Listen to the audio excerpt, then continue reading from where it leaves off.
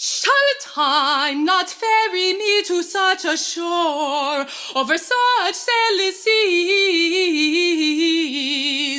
to walk with the hopes lain in importunities, in miserable marriage, nay,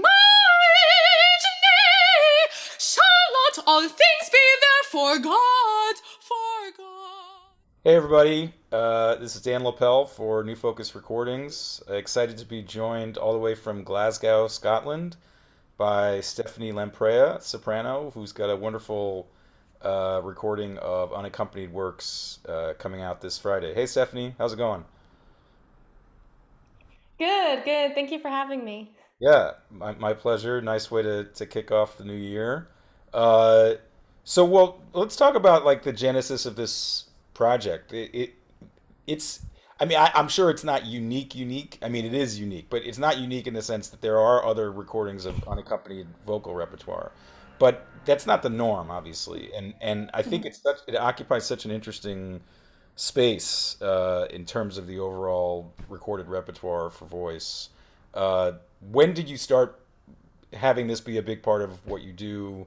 What drew you to it? What are some of the sort of interesting components of performing unaccompanied works that distinguish that practice from working with other instrumentalists? Well, I started singing unaccompanied vocal music probably during my undergrad at Manhattan School of Music. Many of the student composers approached me to perform their works for classes and whatnot because I was one of the few singers with perfect pitch. So it started as a very practical thing, and I found out very quickly that I enjoyed it. And then fast forward to after college, and I was trying to figure out what I wanted to do with my singing life. I wasn't gearing up to be an opera singer, but I wasn't sure what I was supposed to do. And I found myself singing contemporary music again at home. And specifically, Abergese's 14 Recitations was something that really, um, it was a piece through which I really found my artistic identity. Not only is it an unaccompanied vocal piece, but it's a piece that presents a lot of extended vocal techniques and just different approaches to using one's voice. And I found that through singing in and out of the classical technique, I found ways in which I like to express and I like to perform. The unaccompanied world is something that really fascinates me just because, it's as an unaccompanied instrument or vocalist, you're not only in charge of like the music, but you're in charge of creating the sound world, jumping from silence to music. And there's something really invigorating like that. I imagine it like, you know, jumping off like jumping off with a parachute or something like that. Um, Something really exhilarating about it.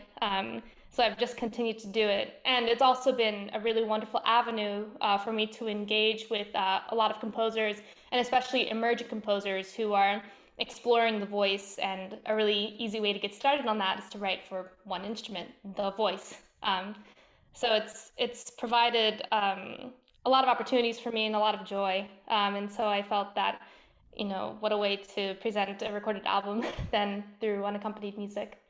Yeah, no, it's wonderful. There's a theatrical component to it, I find too, that it sort of suggests like a monologue or a soliloquy, but because there's such a wide range of aesthetic on this album and sound production sort of techniques and stuff, uh, it takes that idea of a soliloquy and really sort of stretches it almost like putty. It's very cool.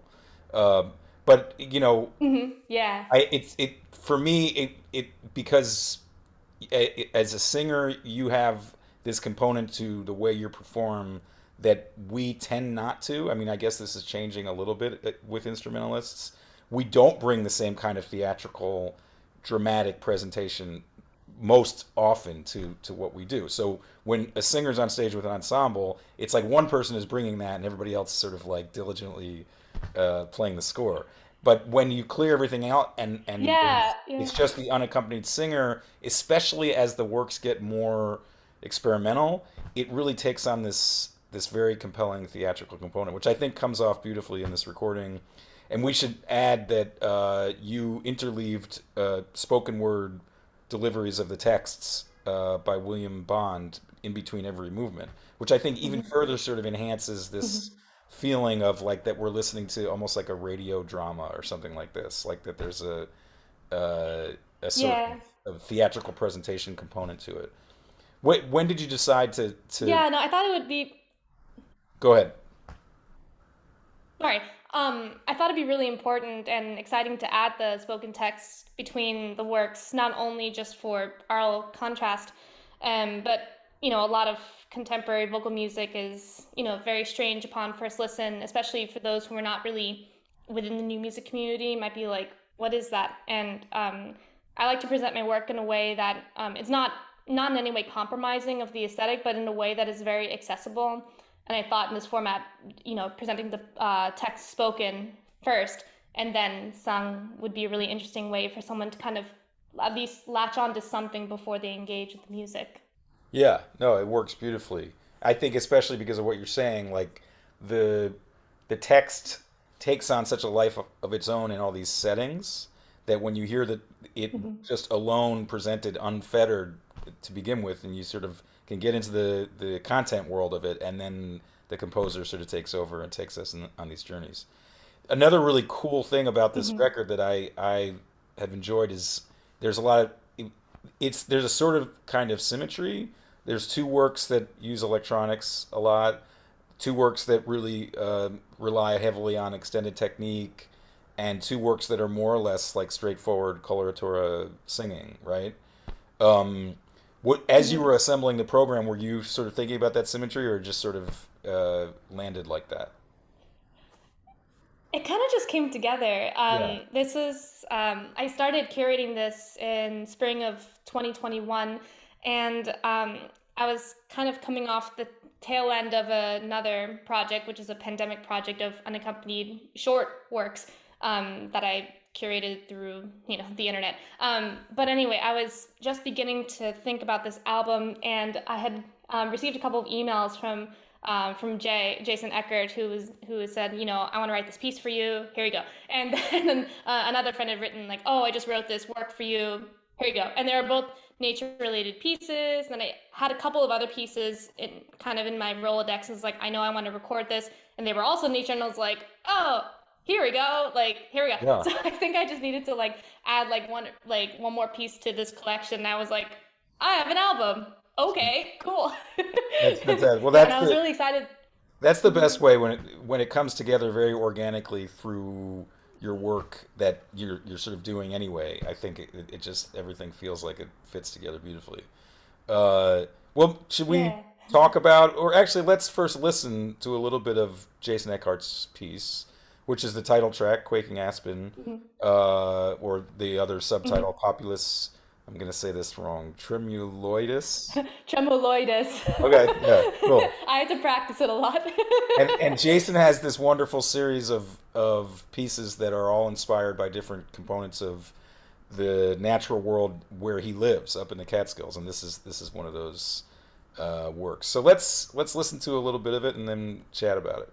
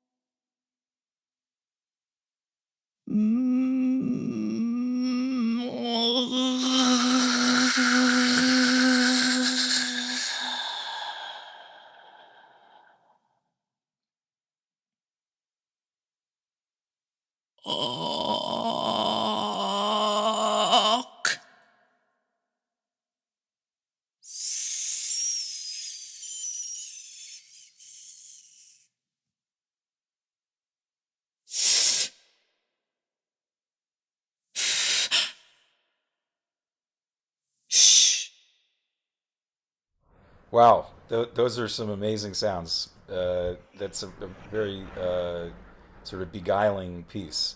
Well, talk about it a little bit. I mean, this is what are some of those techniques you're using? What do you think Eckhart's getting at in choosing that kind of sound world for the voice?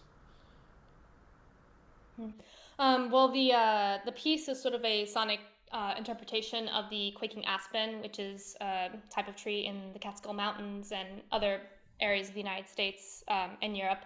And the piece kind of describes the tree from bottom to top.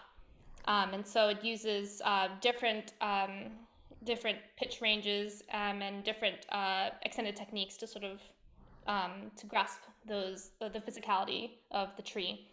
So the first part sort of describes the unseen roots of the aspen.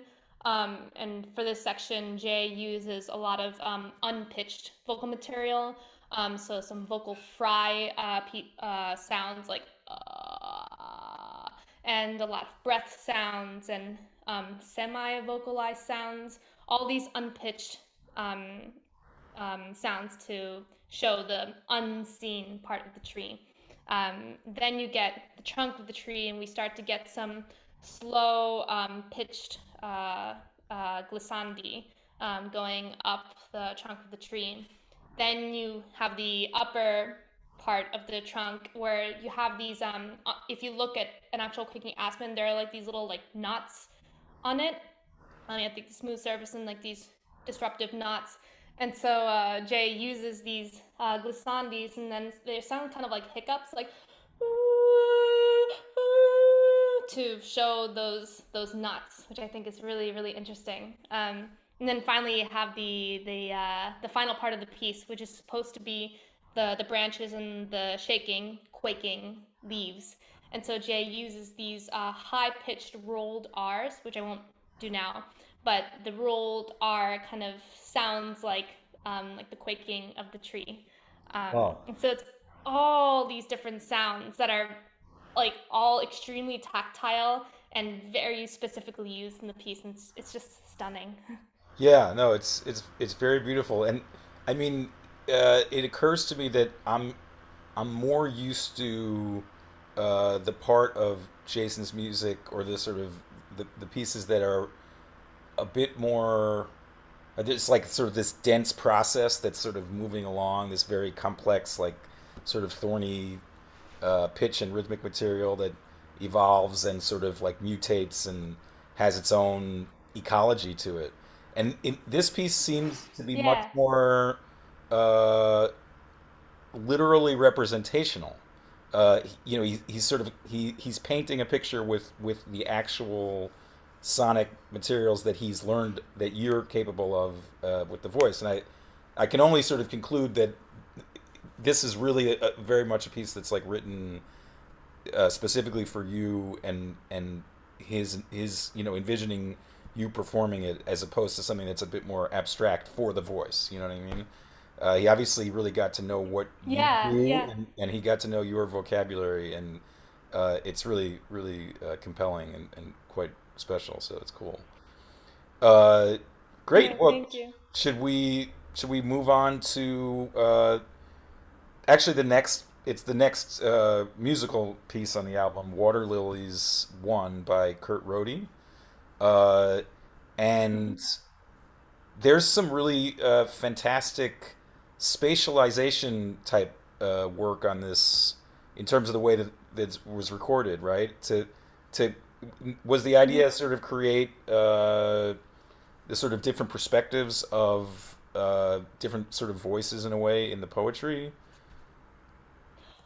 It was to sort of show to use different filters on the voice to show the the spatial aspect of the poem itself. So if you look at the poem, it's not just like line by line, but there are words kind of splattered or phrases splattered all over the page, kind of like water lilies on a pond. Yeah, that's really cool.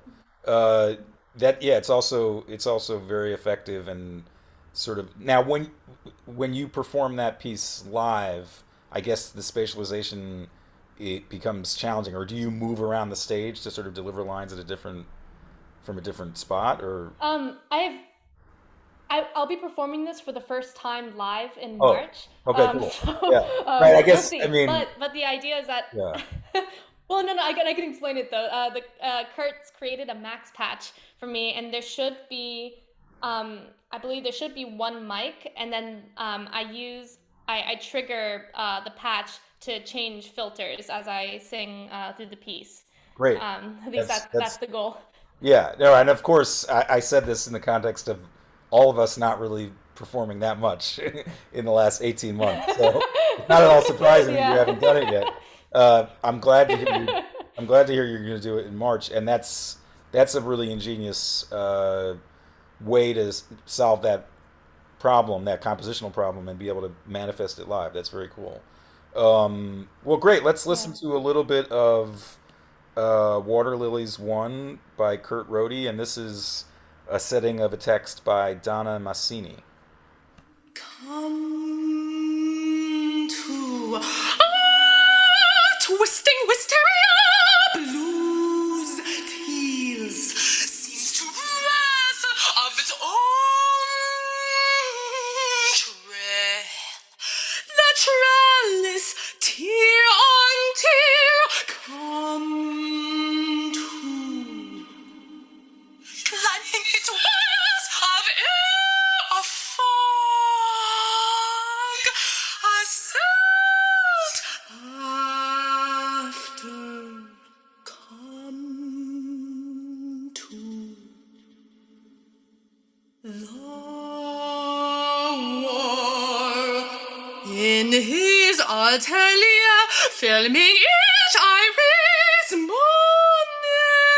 twisting the laws of physics and picture rays. Wonderful. There, the voice is amplified in this as well, right? Yes. How does that Yeah, there are change? three different kinds of amplification. Cool. I mean, how does that? Uh, you're still singing with your instrument, which is a very powerful instrument. But once you add a microphone into the mix, what kinds of things do you need to do to sort of like adjust your projection and so on and so forth to sort of integrate the mic into your instrument? Well, with Mike, there's a great opportunity to play with dynamics and play with like very, very delicate sounds and delicate articulations.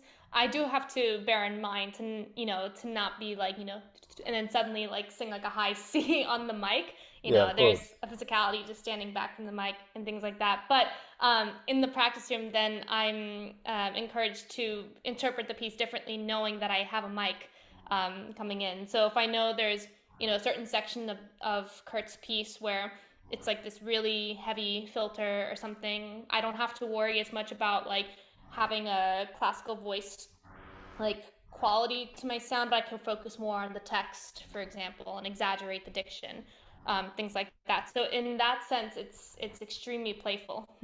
Yeah, I love watching singers who sing with a band who I know it's clear to me how subtle and sort of expert their mic technique is when there's like little adjustments like away from the voice or like the different I mean it's and they're able to really make it so the mic becomes like an instrument too. And it seems like this kind of piece would afford you that Yeah. opportunity as well, even though still taking advantage of your sort of natural instrument all the while, which is cool. Is there anything else you wanted to add Yeah. about this piece, or before we go on? I would say that it's part of an ongoing song cycle that Kurt is working on right now. So there are currently two other movements of Water Lilies, Oh, and cool. they still use the amplification business and the max patch, but they're very different. So there's a lot in the cycle that's very applicable to a lot of sopranos out there looking for rep with electronics. Yeah, cool. And obviously, that is definitely one of the compelling reasons to put out a record like this is the hope that people pick this stuff up and it goes into the repertoire and it's sort of these pieces gain a life beyond, which would be wonderful. Uh, Great. Well, let's move on to the other piece on the album that uses electronics, Midday by Hannah Sellen. This is the longest piece on the record, if I'm remembering right. Yeah, uh, and I Mhm. think creates Yeah. the most sort of immersive texture with the electronics in a way. Uh, why don't you Yeah. talk about the sort of the shape of this piece and the trajectory of it a bit? Yeah.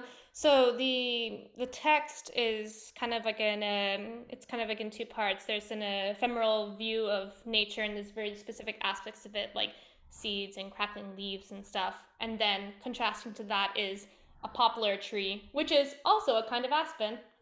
um, Nice. and so there's this contact of different views of nature and the speaker's relationship to that. And the way Hannah's interpreted the text is kind of the specific view of a human's life cycle among the nature that kind of goes on without us. And so she uses electronics and specifically lots of loop pedals to create these cyclical kinds of sounds um, in the electronic text. And actually, all the sounds in the electronics are voice. I had recorded a bunch of sustained vocalized sounds for her in advance of recording, the track. So she used my voice to create the patch, and then I sang with that. And within the patch, there was also a loop pedal, so I would sing sing phrases and they would repeat, and I would just build on that. And there are actually like 5 loop pedals in the patch, so it created this really, really dense textures that still had like breath and life to them because of this kind of cyclical pattern that Hannah composed in. So, have you done this one live yet, or No, also? But it's gonna maybe happen soon. yeah, haven't seen. And when you're Although the recording of it was like a performance. right, okay, Actually, I was working this unlike Kurt's. Kurt's the filters are applied in post, but yeah, with Hannah's piece, we recorded it live.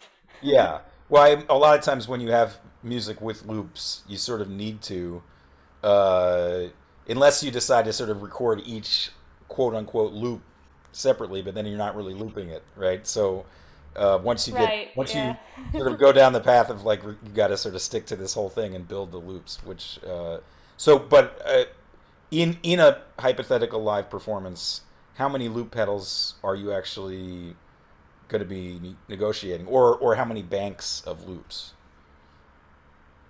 There'd be 5 pedals that are in the patch, and so when Yeah, there are yeah, moments where there's more than 5 lines, I suppose I would kind of restart the first pedal and just like record, override it.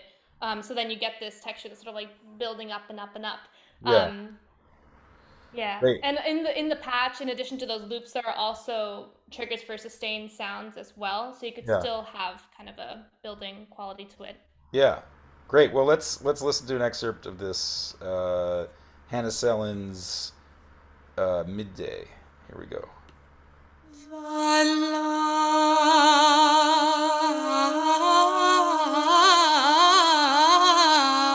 light beats upon me.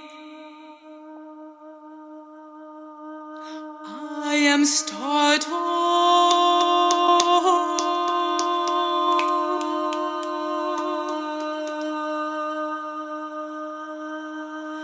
A split leaf crackles on the paved floor.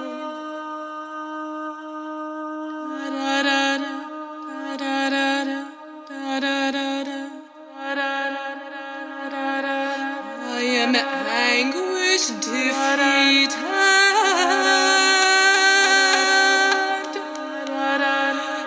Anguish defeated.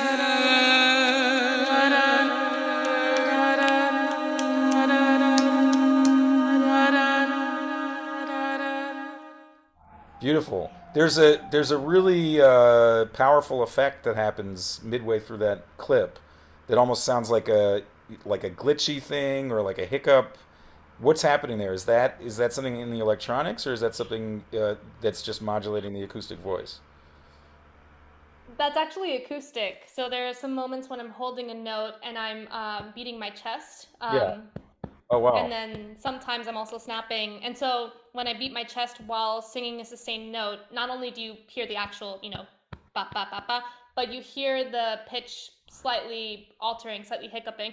Oh, it just happens naturally. And that what might be considered a flaw or something in that pure sound is actually a really beautiful, beautiful glitchy effect. Yeah, no, I mean it's. I thought initially it was electronic, but it also has this very. Uh, it's like this very expressive quality. I can't quite put my finger on it. It reminds me a little bit of some like folkloric vocal traditions. I think where there's this sort of quasi ululation. I guess. I'm sure I'm not saying that quite right, but I think you know what I'm talking about. Like this sort of broken. Yeah, and actually Yeah. that yeah, and that spirit of the voice being like connected to body and connected to maybe like ritual or tradition or something. That's something that I feel and hear in a lot of unaccompanied vocal music. Right. Because again, the voice is carrying this sonic world, and so it feels a lot more ritualistic, a lot more connected to body. It's Yeah. nice to hear that kind of sound. Yeah, definitely. I mean, I think that's something that seems to be one of the many themes that are running through this the whole record is sort of the the really wide range of expressive tools at your disposal when you get outside of just this sort of conventional way of delivering text with your voice.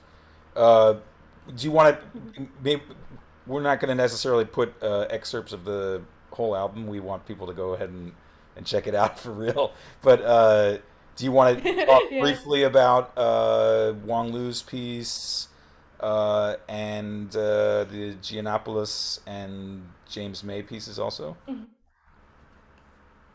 Yeah. Wang Lu wrote "Bathing" for me. The piece was commissioned by the Gabriella Lena Frank, um, her foundation for Yeah. composers and new music. This was part of an initiative that Gabriella did in the very beginning of the pandemic to provide support for singers and composers. So I premiered the piece in 2020. Um, and I thought it actually would fit really well into this album. It sets a short. It's not really a poem. It's a short work of fiction by Lucy Corrin, and it talks about bathing and washing your hands and dirt and things like that, specifically during an apocalypse. So I thought it would be a cool contrasting way to connect to nature in this humorous way. Um, and so Lou interpreted the text and using all these different sounds, like virtuosic opera singing for dramatic effect, lots of speaking, lots of Sprechstimme, kind of between speaking and singing, and screams and things like that. So it's a very, very dynamic piece for what is a very short text and what are very intimate descriptions like washing one's hands and things like that. So it's a really fun piece. I like it a lot.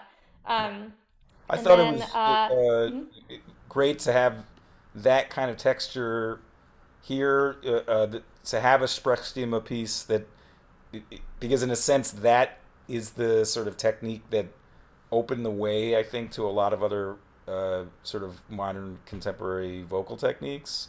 Works that included Sprechstimme were the sort mhm, of portal that connects us to the sort of more traditional vocal repertoire and what sort of came later and stuff like Jason's piece and whatever. So it was cool that Lou chose to yeah. use that kind of basis. It's this interesting thing where the moment where a spoken fragment all of a sudden sort of lifts off the ground and becomes sung, and where a Yeah. composer chooses to make that transition in the text, I always think is very.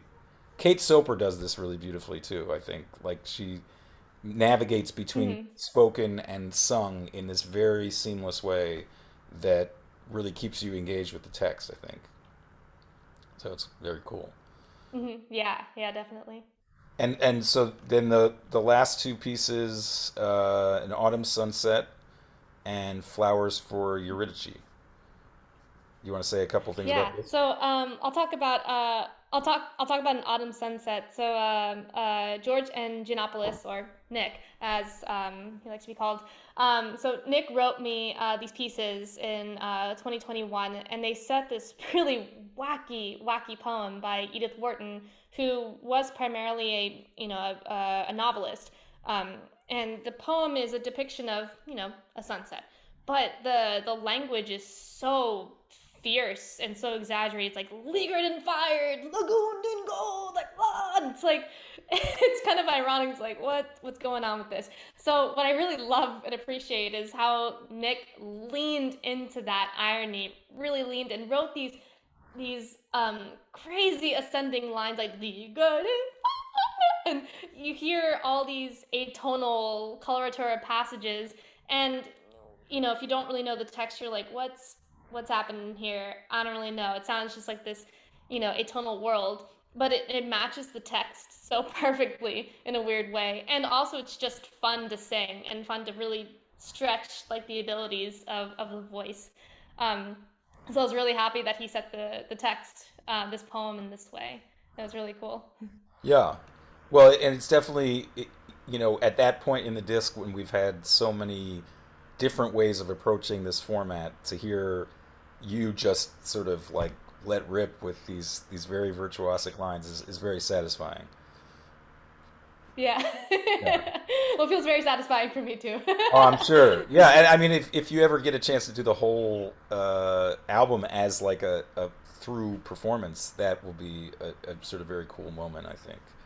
Um, Yeah, and then you definitely. finish off with there's a sort of sense that like we come, we start with an aspen and we end with flowers for Eurydice.